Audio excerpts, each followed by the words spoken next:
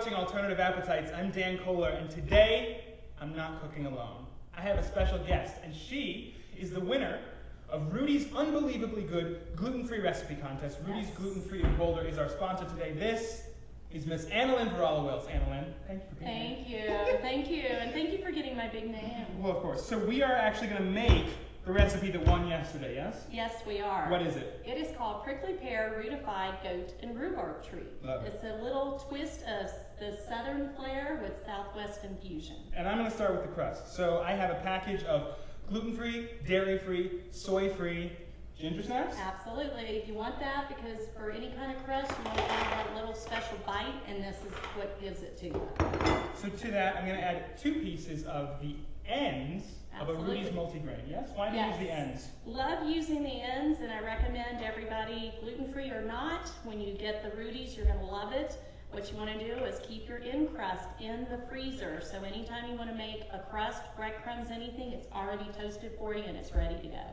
To that, I've got a half a cup of dry roasted almonds, tablespoon of lemon zest, and stick of cold butter. Stick of cold butter. I'm from the South. Gotta have a little bit of butter, but all in moderation. The only other thing I'm going to add to this is 1 teaspoon of vanilla. Get the top on, and go. Yeah.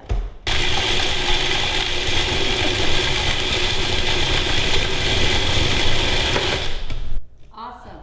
So once this is done, this is what we're looking at.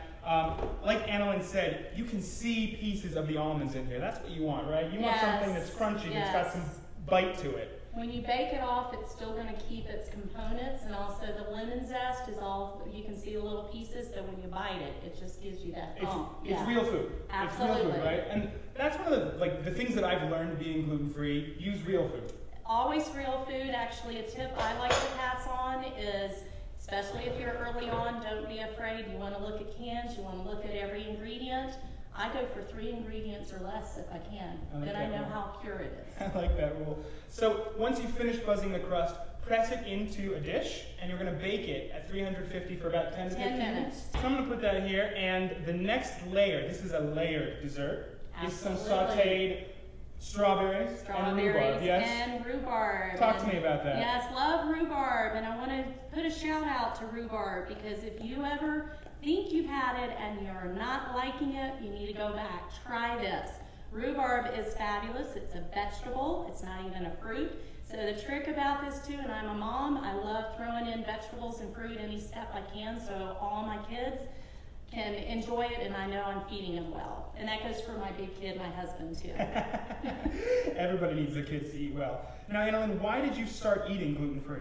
I started eating gluten-free because I was diagnosed with celiac and gluten sensitivity along with soy intolerance and dairy intolerance 5 years ago. But it's not the end of the end, it's the beginning of my life because I went years with trying to get an answer, trying to get diagnosis, having a lot of medical scares, and I just say it's a magical journey that I'm still here and I'm able to share what my dream is, and that's to cook for people. So I love it. I love it. So the next layer in this dessert is? It is the goat cheese, cream of goat cheese. The reason I go for goat cheese, I'm dairy intolerant, but I can and that's cow's intolerance. I can handle goat. It's easier to digest, so people can absolutely do that. And it's going to give you the creamy flavor. You can use it on sweet things. You can use it in savory. Here, of course, we doctored it up, and we have the prickly pear cactus syrup in it. Shout out to my South. I live in Phoenix now, so had to incorporate in a lot of the cactus into this. Now, in addition to the goat cheese, what we've got in there is a couple tablespoons of honey, a couple tablespoons of agave, some lemon juice, and 2 eggs. And 2 eggs and 2 tablespoons of prickly pear. Now, if you can't find the prickly pear syrup, which parts of this country may have trouble, yes. Right. I would suggest stirring in a couple tablespoons of your favorite jam, raspberry, apricot. Any kind of jam, you want to make sure that it's got, again, for gluten-free, you want to keep it clean. So go and find something that is with not that much refined sugar. Because what we're trying to do is keep this as healthy as possible for you too. One of my favorite things about this is how customizable it can be. I mean, if if you can't find strawberries at the market, go with what's local, go with what's fresh, go with what's in season, right? Absolutely. Some apricots or some plums sauteed down, and then whisk that jam into the goat cheese. That really makes this dessert, you know, effortless, and you can put it in any season. And what I also recommend, we just went to a peach harvest. We went and picked peaches quite a bit. But so any fresh fruit that you can get, I also encourage you, wherever you are in the country, if there's a local market or a local farmer, go support them, because you obviously are going to get the best out of that at your table, so you get better nutrients for it. This is what the dessert looks like when it's finished. We spread out the goat cheese, and then we topped it with some chopped strawberries, and then I put it in the freezer, right, so that we can see the layers? Yes, after it's cooled off, you want to put it in the freezer, and the main reason for that is it's going to keep the components. It's going to get your layers, because the layers are important. You want to taste everything in the flavors.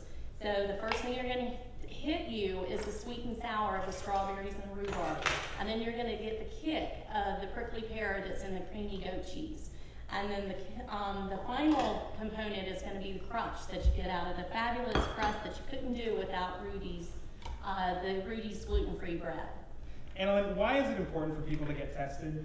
Oh, because you want to live long, number one, and you want to live large and healthy. So if you're not tested, you end up, it's one of those, you can't go places, you can't do anything. What I want to teach people, though, is even though you are with this, it's not the end. You get to thrive with it, and you can go places. We go all the time as a family. We get in the kitchen, and the best part is we ask our kids, what do you want to make today? And we take it on as a challenge and a fun adventure. So I encourage everyone else to do the same. I love it. That's the way to be. No fear. Just get in the kitchen and get cooking, right? Absolutely. So we are done. I'm going to top this with a little bit of Annalyn's prickly pear syrup.